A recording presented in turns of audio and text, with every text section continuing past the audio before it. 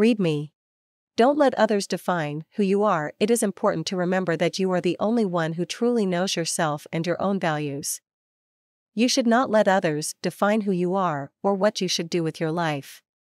It can be tempting to try to please others and live up to their expectations, but ultimately, you will be happiest and most fulfilled when you are true to yourself.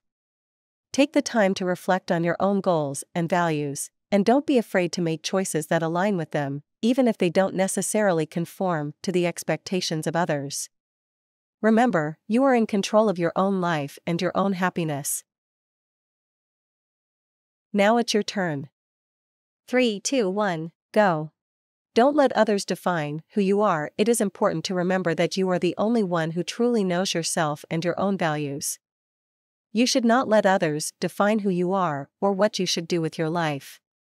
It can be tempting to try to please others and live up to their expectations, but ultimately, you will be happiest and most fulfilled when you are true to yourself.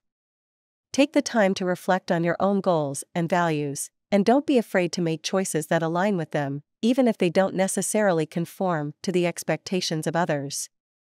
Remember, you are in control of your own life and your own happiness.